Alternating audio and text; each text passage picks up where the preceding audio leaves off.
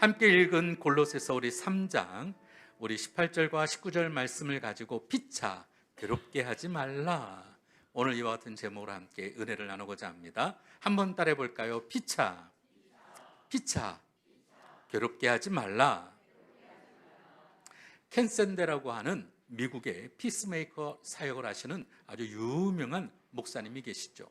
이분이 쓴 책에 보면 부부 갈등 해소 전략이라는 책이 있어요. 근데 이 책에 보면 중요한 주제가 이겁니다. 결혼은 갈등이다. 왜 그럴까? 성장 과정과 그리고 인격 형성이 달랐던 전혀 다른 사람이 여러분이 하나가 되다 보니 사실 여러분 서로 모난 데가 깎고 때로는 깎이는 과정에 갈등이 여러분 필수라는 거예요.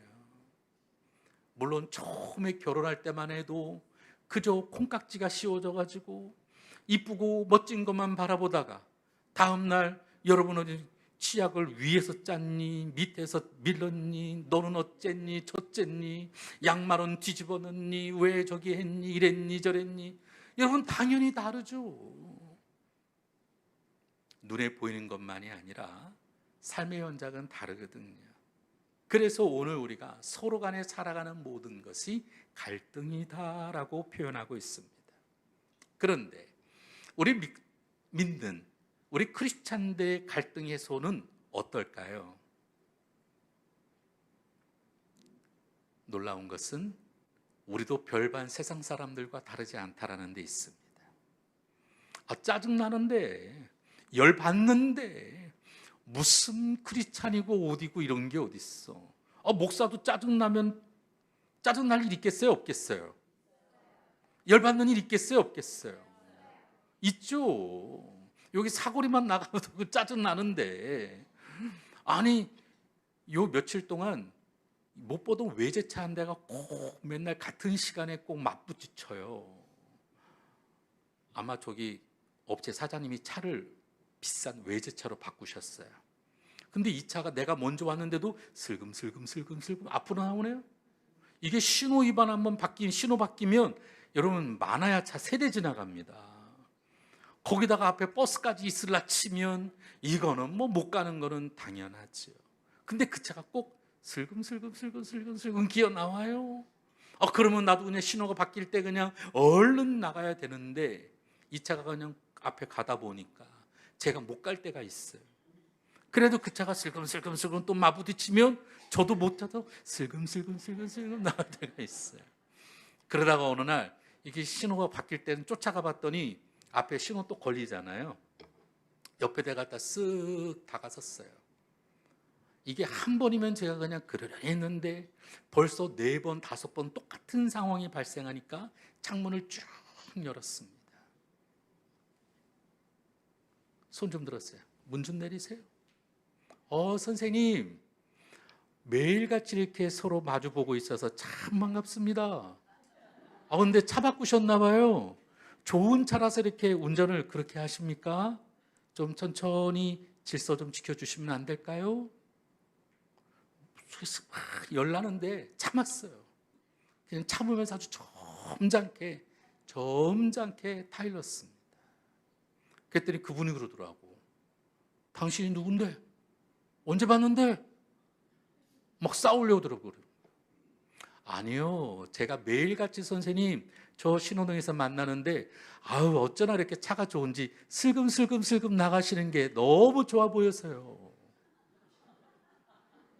그랬더니 그 사람이 그냥 휙 지나가더라고요. 며칠 전에 또 만났어요. 그랬더니 슬금 안 나가더라고요. 참 세상에 우리가 살아가면서 예수를 믿는다고 하면서도 우리가 가정에서나 때로는 우리가 교회 안에서도 그렇고 사회 안에서도 세상 사람들과 똑같이 열받은 모습 그대로 나 열받았어, 나 너 힘들어, 우리가 힘든 그 모습 그대로 살아간다면 어떻게 되겠습니까? 너무나도 우리가 비성경적이고 파괴적인 방법들이 많죠. 협박도 하기도 하고 짜증도 내기도 하고 다양한 모습 속에 오늘 넌 안 죽었어라고 이야기하겠지만 오늘 우리는 좀 달라야 되지 않을까요? 크리스천의 가정의 이혼율이 대체적으로 믿지 않는 사람들보다 더 높은 데 문제가 있습니다. 우리나라의 이혼율이 굉장히 높죠. 예전하고는 다르게 굉장히 높아졌습니다. 그런데 그 사람들의 여러분 종교를 분석해 보니까 기독교인이 무려 70%가 돼요. 이건 좀 뭐가 문제가 있는 거 아닐까요? 저는 오늘 그래서 비단 부부간의 관계뿐만 아니라 오늘도 우리가 살아가는 데 있어서 가장 중요한 단위인 가정도, 또 우리 교회 안에서도 우리가 여러분 어떻게 살아가야 될지 함께 좀 생각해 보고자 하는데, 무엇보다 이런 갈등의 요지가 생겨지면 우리는 대체적으로 두 가지의 반응을 보인다고 합니다. 먼저 첫 번째는 회피적인 반응이 있어요. 너보다는 내가 소중하니까. 그래서 여러분 그런 상황들이 방면하면 아이 더럽고 치사해, 내가 뭐 그냥 안 하면 되지 뭐. 어떤 해결책을 찾아서 시도도 안 합니다. 그냥 끝. 직장을 그만두거나 교회 안에도 문제가 생기면 교회도 옮기거나, 때로는 가정에서도 문제가 생기면 까짓것 이혼하지 뭐. 회피합니다. 또 다른 반응은 공격적인 반응이 있어요. 갈등이 생기면 자신의 권리를 주장하거나 때로는 다른 사람을 조종해서라도 뭔가 이제는 너가 아닌 뭔가를 얻어내기 위한 그런 기회로 바꾸려는 경향들이 있어요. 마치 꼭 너 잘 걸렸다, 그냥 내 이번에 그냥 가만 안 놔둬. 그래서 사람들은 이번에는 나보다는 너의 초점을 맞추죠. 그래서 언어적인 것도 다 네 잘못이잖아, 네 탓이잖아, 네가 그래서 그런 거잖아. 상대방의 잘못을 부각시키고 그리고 소송도 불사하죠. 우리는 이와 같이 부부관계 속에 아니면 우리 삶 속에서도 갈등이 생길 때 회피와 공격적인 반응 사이를 오가며 우리 마음의 심적인 고통들을 겪을 때가 있습니다. 어떻게 하면 이와 같은 갈등 상황 가운데 보다 더 생산적인 처리를 할 수는 없을까? 그래서 몇 가지 이야기를 나누고자 합니다. 첫 번째, 우리가 이와 같은 갈등이라고 하는 것은 불가피하다라는 것입니다. 한번 따라해 볼까요? 갈등은 불가피하다. 왜 불가피할까요? 그것은 이성 간의 차이가 좀 크기 때문에 그래요. 존 그레이가 쓴 화성에서 온 남자, 금성에서 온 여자라는 책이 있습니다. 자, 여기서 보는 것처럼 남자와 여자가 다투는 모든 이유는 이성의 차이라는 거예요. 책 제목처럼 남자는 어디에서 왔어요? 여자는 어디에서 왔어요? 금성. 서로 다른 행성에서 왔으니까 사고방식도 생활 양식도 다 다를 수밖에 없습니다. 예컨대 화성인 남자들은 스트레스를 받으면 자신만의 동굴 속에 들어가 다른 일은 뒤로 한 채 뭔가 일에 집중하게 되죠. 여러분, 이럴 때 대화를 나눠보면 그 마음이 95%는 딴 데가 있어요. 그래서 여러분 남자들하고 여러분 대화하다 보면 엉뚱한 대답을 듣기가 일쑤죠. 여러분 그럴 때가 있어요, 없어요? 우리 여성분들한테 묻습니다. 여러분 남자와 여자가 뭔가 좀 갈등 상황이 생겼을 때 남자하고 대화할 때 남자가 여러분 그 대화에 집중합니까? 안 해요. 저도 안 해요. 그럴 수가 없어요. 다릅니다. 화성에서 왔거든요. 반대로 우리 금성에서 온 여자들은 이 스트레스를 풀기 위해서는 과거와 장래, 여러분 막 뒤섞여진 복잡한 이야기들을 풀어놓아야지만 기분이 홀가분해지죠. 근데 남자가 이때 여자하고 얘기하면 될까요? 안 될까요? 안 돼요. 제가 예전에 저희 셋째 매형하고 같이 아침마다 같이 카풀을 타고 학교를 가고 출근하는 길이었어요. 우리 매형이 좀 표정이 안 좋아요. 그래서 매형 어젯밤에 무슨 일 있어요? 누나하고 싸웠다? 아, 그래요? 아, 그럼 오늘 이 저녁에 오면 또 2차 있겠네요? 2차전. 그랬더니 우리 매형이 이러는 거예요. 아, 1차전만 해도 끝났어. 이제 2차로 집에 오면 나는 KO지. 하루 종일 설거지하면서도 그 생각하고 걸레질하면서도 오늘 남편한테 말할 것을 또 생각하고 또 묵상하고 생각하다 보니까 이 하루 종일 밖에서 딴 생각하고 온 남자하고 게임이 돼야 안 돼요? 안 돼요. 그러니 뭐 이거는 뭐 보나마나 뻔한 거죠. 이 화성에서 온 남자와 금성에서 온 여자 책에 보면 아주 재미난 내용이 있는데 뭐라고 표현됐냐면 남자는 고무줄, 여자는 파도라고 되어 있어요. 한번 따라해 볼까요? 남자는 고무줄, 여자는 파도. 사실 이 남자는 자꾸 잡아당기면 잡아당길수록 멀어지는 특성이 있어요. 사실 이 남자들은 개인적인 욕구, 오늘 친밀감의 욕구가 채워지면 자율과 독립을 갈망하기 시작하죠. 그래서 이 친밀감이 채워지면 자꾸 뛰어나가려고 하는 경향이 있습니다. 자꾸 나가요. 그리고 나갔다가도 다시 또 친밀감을 찾아서 돌아오기도 하죠. 그리고 나갔다가 들어왔다가. 그래서 옛말에 어르신들이 그런 말을 말하죠. 남자들이 조강지처가 제일이야. 밖에 나가서 사고 치더라도 꼭 집으로 돌아옵니다. 이게 남자의 특성이에요. 반대로 여자들은 어떨까요? 내가 사랑받고 있다고 느낄 때 여자의 자부심은 최고조에 이르렀다가도 갑자기 기분이 바뀌면 사정없이 곤두박칠 수도 있어요. 물론 일시적이긴 하지만 이런 시기에 여자에게 풀이 죽거나 때로는 감정적으로 예민할 때 말 한마디라도 잘못하면 큰일 납니다. 예민할 때 말 한마디 잘못했다가 평생 가는 경우들도 종종 볼 때가 있거든요. 그래서 저는 결혼하는 젊은 친구들한테 줄에 서기 전에 꼭 이야기하는 게 있죠. 그것은 뭐냐면 이 마음과 모든 상황이 남자하고 여자하고 구조적으로 달라요. 그래서 남자는 어떤 상황에 대면 멍이 들지만 여자는 그것이 폐어지고 말죠. 멍든 거는 일주일이면 흔적도 없이 사라집니다. 근데 여러분 폐어진 거는 어때요? 일주일이 지나도 2주가 지나도 그 흔적은 남거든요. 그래서 오늘 우리는 때로는 조심해야 되고 말 한마디라도 오늘 우리는 항상 더 존중하고 이해하고 반응을 살피는 노력들이 필요할 때가 있습니다.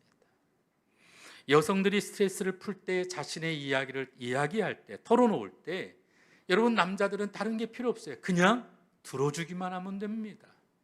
감싸주고 이해해주기만 해도 되죠. 여성들의 언어는 많은 단어가 필요 없어요. 정말? 진짜? 그랬어? 여러분 이게 전부예요. 그래도 이야기가 쭉 이어나가죠. 근데 남자들은 어때요? 그래서 뭔데? 여러분 이러다 보니까 그 이야기가 지나가질 않아요. 항상 끝납니다. 이 존 그레이는 그의 책인 내용에 보면 아내인 팜과 그리고 성공한 의사인 남편인 척크의 대화로 되어져 있어요. 여기서 척크가 자신이 열심히 일을 해서 근사한 집을 살고 그리고 아내와 멋진 휴양지를 찾아 떠나면 다 하는 거라고 내 노력, 의무를 다하는 거라고 생각을 합니다. 하지만 아내는 남편이 자신에 대해 무관심하다고 생각을 하죠. 이 갈등의 원인은 남자와 여자의 사랑을 표현하는 기준이 다르다라는 데 있습니다. 이들이 틀린 게 아니에요. 다른 것뿐이죠. 교회 안에도 그렇습니다. 여러분 우리 행복한 우리 순복음 교회 안에 다 교회를 사랑하고 걱정하고 다 위하는 마음은 다 똑같은데 다른 게 아니에요. 아니 틀린 게 아니에요. 좀 다를 뿐이죠. 그래서 상대방에 대해 우리가 이해하고 존중하고 배려하는 것들이 필요합니다. 그래서 존 그레이는 자신의 책에서 시종일관 그 다름에 대한 차이를 인정하고 존중하라고 말합니다. 태어날 때부터 다른 환경에서 자란 사람들이 다 자신과 모든 성격이나 행동이 똑같다면 오히려 그것이 이상하지. 그래서 오늘 우리는 서로 다른 차이들 속에 서로에 대해 관심을 갖고 사랑하는 우리 모두가 되시기를 주의 이름으로 부탁을 드립니다. 그래서 진정한 사랑은 한 번에 눈이 맞는 사랑이 아니라 시간이 지나가면서 사랑하는 사람과 나 자신의 차이를 인정하며 우리가 서로 노력하는 사랑이 진정한 사랑인 줄로 믿습니다. 그래서 나하고 다르다고 그냥 아이 귀찮다고 그저 그냥 회피하거나 때로는 상대방을 공격하는 것보다는 서로 사랑하는 우리 모두가 되기를 주의 이름으로 부탁을 드립니다. 오치만님 목사님은 이런 말을 했어요. 결혼한 사람들은 교정하는 법을 배울 것이 아니라 사랑하는 법을 배워야 하는 것이다. 오늘 저와 여러분 사랑합시다. 사랑합시다. 우리 옆 사람과 인사하겠습니다. 우리 서로 사랑합시다.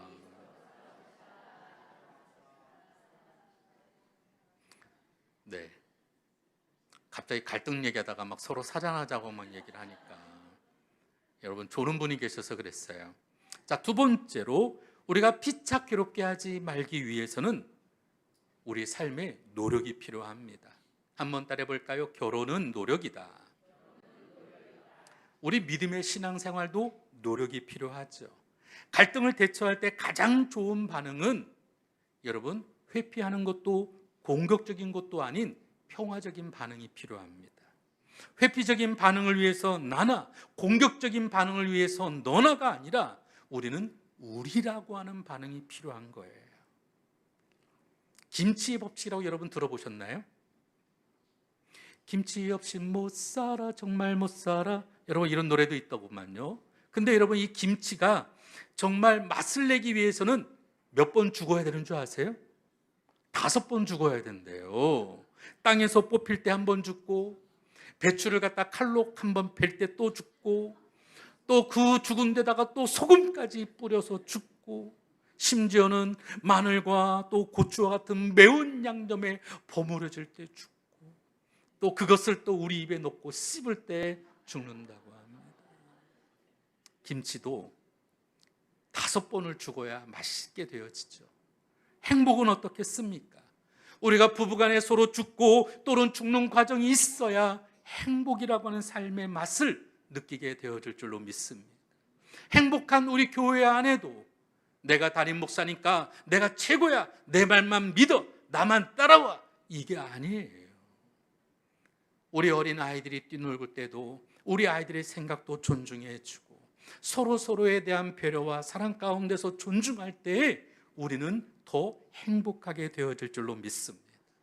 오늘 본문의 피차 괴롭게 하지 말라는 거예요. 다시 말하면 서로 노력이 필요하다는 것이죠. 노력하지 않으면 우리 인생은 괴로워집니다. 그래서 우리는 갈등 해결을 위해서 몇 가지 필요한 것들이 있는데 먼저 첫 번째는 하나님을 영화롭게 해야 하는 것이죠. 따라합시다. 하나님을 영화롭게 하라. 고린도전서 10장 31절 말씀을 함께 읽습니다. 시작. 그런즉 너희가 먹든지 마시든지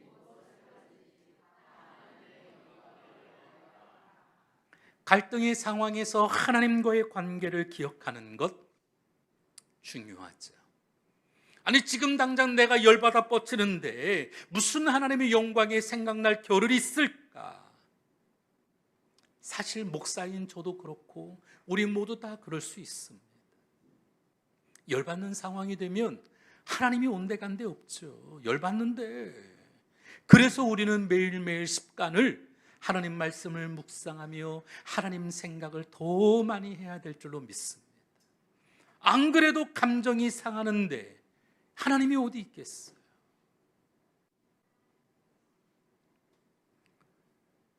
그래서 오늘 우리는 일상의 삶에서 무엇보다 하나님 생각을 많이 해야 될 줄로 믿습니다.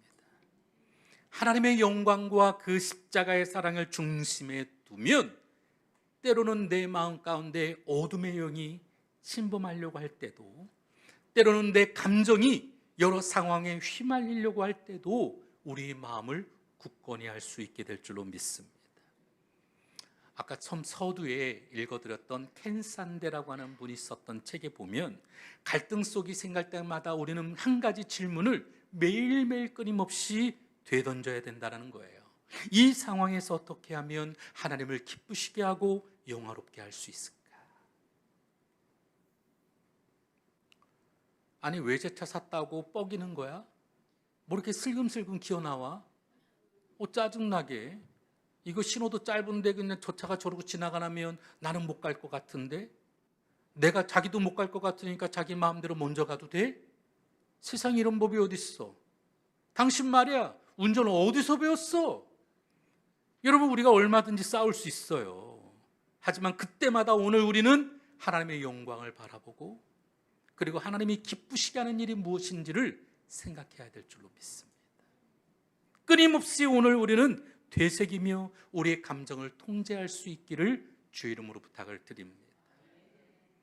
열받쳐도 하나님 생각합시다. 두 번째는 자기의 들보를 빼야 되는 거예요. 한번 따라합시다. 자기의 눈에 들보를 빼라. 갈등 상황에서 하나님을 의식했다면 두 번째는 우리 자신을 바라봐야만 합니다. 마태복음 7장 5절 말씀 같이 읽을까요? 시작. 의식하는 자여, 먼저 내 눈 속에서 들보를 빼어라. 그 후에야 밝히 보고 형제의 눈 속에서 티를 빼라. 여러분, 티하고 들보는 차이가 달라요. 들보가 훨씬 크죠. 내 안에 있는 문제를 먼저 보지 않고 상대방의 약점만을 봐서는 안 된다는 것입니다. 근데 대부분의 이 들보는 다 말에서부터 시작이 돼요. 냉소적인 말, 불평하고 원망하고 험담하고, 심지어는 자랑도 문제가 될 수 있어요. 아니, 어떤 사람은 만나면 늘 자랑이야. 자식 자랑. 하여간 그냥 뭐 이렇게 자랑이 많은지 만날 때마다 그분 귀에서 꼭 피날 것 같아. 여러분, 그런 사람 있잖아요. 우리 권사님 있으시죠? 있어요. 그래서 오늘 이 말부터 오늘 우리는 항상 늘 생각해야 돼요. 그리고 하지 말아야 될 것은 시댁 식구, 처가 식구에 대해서 말하는 거. 그게 좋은 일이 됐든 나쁜 일이 됐든 어쨌든 그것은 영린이에요. 건드린 이상 끝나는 거야. 하지 말아야 될 말들이에요. 어디 그것뿐이겠어요? 당신 집안은 원래 그래? 여러분, 집안의 내력 같은 거 따지고 들면 아무리 좋은 이야기라도 여러분 이건 해결할 수가 없어요. 큰 상처가 되어집니다. 또 한 가지는 행동이 있죠.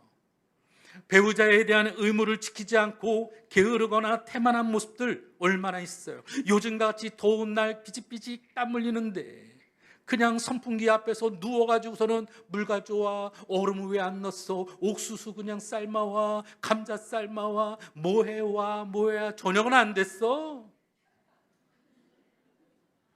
여러분, 이런 얘기를 어떻게 하겠어요?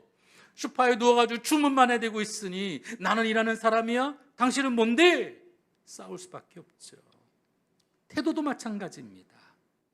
너무 비판적이고 때로는 과민하고 그냥 말 한마디 했을 뿐인데 그냥 부정적으로 모든 것을 받아들이고, 설거지하는데 그릇 탁 깨질 것 같고 나가는데 문을 그냥 쾅 닫고 나가고, 그의 모든 행동이나 태도, 이건 역시 우리의 들보에 지나지 않습니다.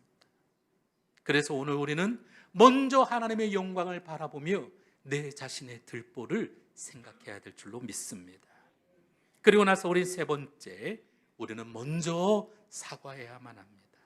따라합시다. 먼저 사과하라. 요즘 사과값이 아주 금값이죠. 너무 금값이다 보니까 사과가 귀합니다. 그러다 보니까 사람들도 요즘에는 쉽게 사과하는 법이 없어요. 사과를 해도 아주 형식적으로 너무 불성실하게 여러분 그렇게 사과할 때가 많아요. 알았어. 마지못해서 미안해. 마지못해서 미안해. 여러분, 이런 사과는 차라리 안 하는 것만 못합니다. 보다 더 진정성 있게 구체적으로 확실하게 매듭을 지어야만 하죠.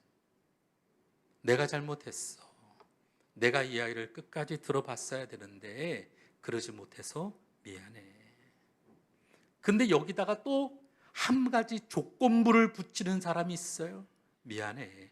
그런데 너도 잘못했잖아. 너는 잘했어.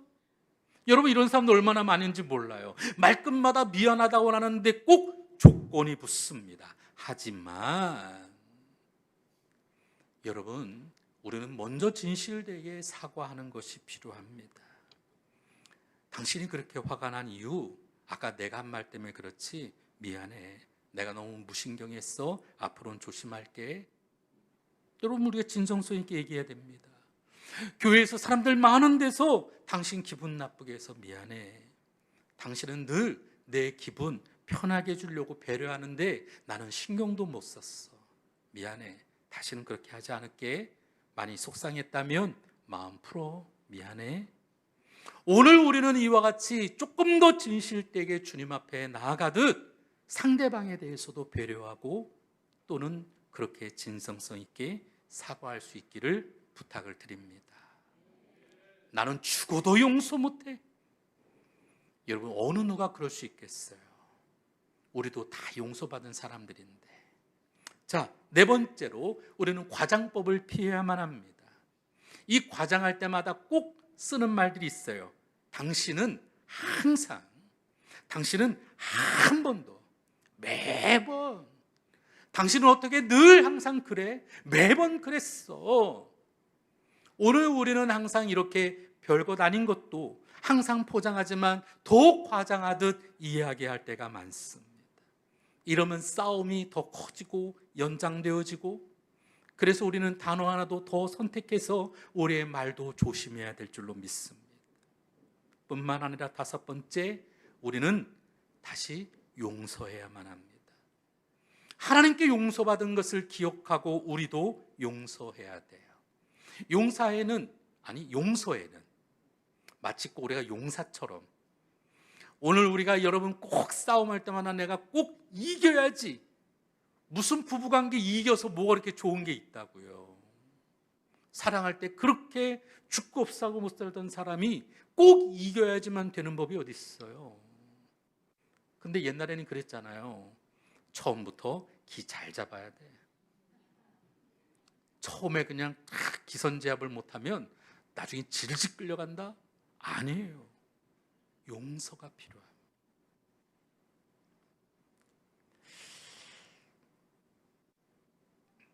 그래서 용서에는 네 가지 조건이 있는데, 나는 이 일을 기억하지 않겠다. 다시는 언급하지 않고 공격하지 않겠다. 다른 사람들 앞에서는 당신을 언급하지 않겠다. 당신과 나 사이를 가로막고 있는 장벽이 되지 않겠다. 그래서 오늘 우리는 더 조심하고 노력하고 용서의 모습을 갖고 있어야 되죠. 그래서 우리는 이 용서를 생각할 때, 내가 용서할 수 없을 것 같을 때 우리는 대체 원리라고 하는 것이 필요합니다. 내가 상대방에 대해서 갖고 있는 인식들이 있을 거예요.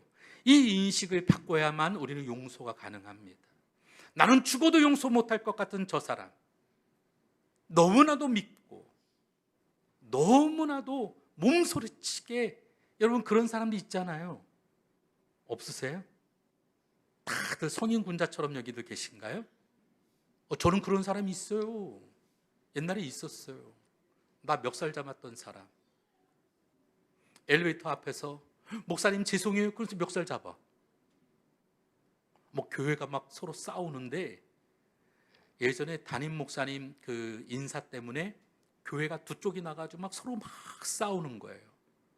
근데 사실 아까도 그랬지만 서로 교회를 사랑하는 마음이 똑같은 거예요. 근데 교육자 입장에서 이 편도 들 수 없어, 이 편도 들 수 없어. 그렇잖아요. 여러분, 성도들이 싸우는데 이 편 저 편 누구 편을 들겠어요? 들 수 없어요.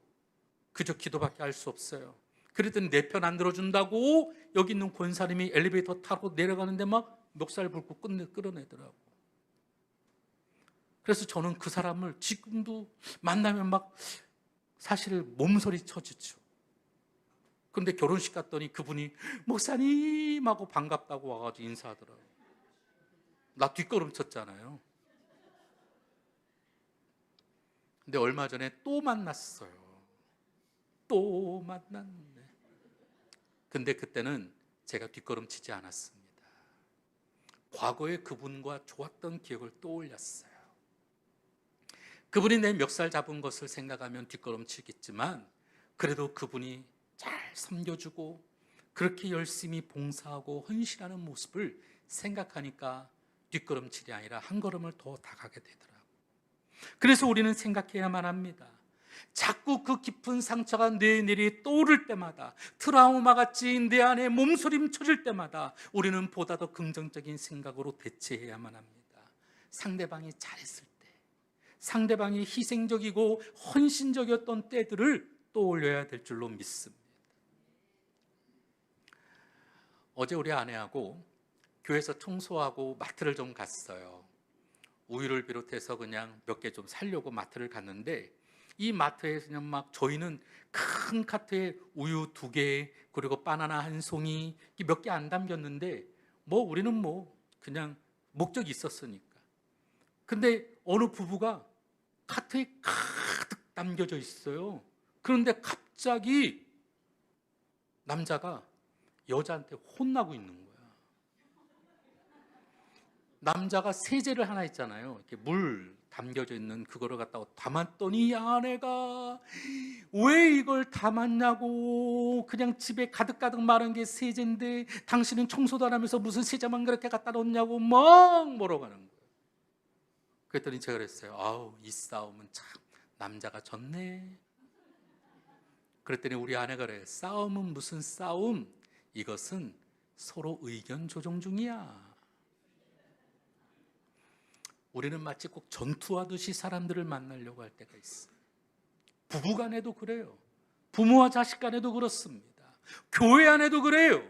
오늘도 교회 안에서 오늘 우리는 서로를, 상대방을 배려하고 사랑함에도 불구하고 우리는 마치 꼭 전투적으로 그냥 싸울 준비를 하듯이, 뭐 잘못한 거 없나, 뭐 저기 한 것 없나, 꼭 우리는 그렇게 볼 때가 있다라는 거죠. 그래서 우리는 무엇보다 6번째로 악한 영을 쫓아내야만 합니다. 따라합시다. 악한 영을 쫓아내라.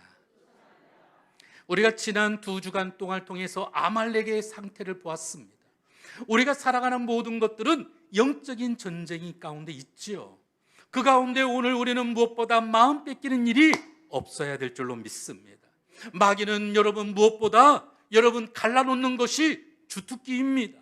하나님과 인간을 갈라놓았고 사람과 사람 사이를 갈라놓았고 분쟁하게 하고 다투게 하는 모든 것들이 이 어둠의 세력 앞에 있어요. 그래서 우리는 무엇보다 결박하고 이것을 쫓아내야만 합니다. 하나님이 만드신 인간을 망가뜨렸던 사단의 세력 앞에, 그리고 하나님께서 직접 만드신 이 가정도, 하나님의 핏값으로 세우신 이 교회도 망가뜨리려고 우는 사와 같이 달려들고 있는 이 어둠의 세력 앞에 오늘 우리는 깨어 기도하며 맞서야 될 줄로 믿습니다. 그래서 우리의 마음이 나누어질 때라든지, 오늘 우리가 여러분 다투는 상황이 발생한다든지, 우리가 누구를 미워하는 상황이 생긴다든지, 우리 가운데 어려운 갈등의 요소가 생겨진다면 우리는 무엇보다 기도해야만 합니다. 오늘 본문에서 사도 바울은 에베소에서는 없었던 말을 합니다. 남편들아, 아내를 사랑하며 괴롭게 하지 말라. 당신에는 이 남자의 지위가 여자의 지위보다 월등하게 높았어요. 하지만 요즘은 어디 그런가요?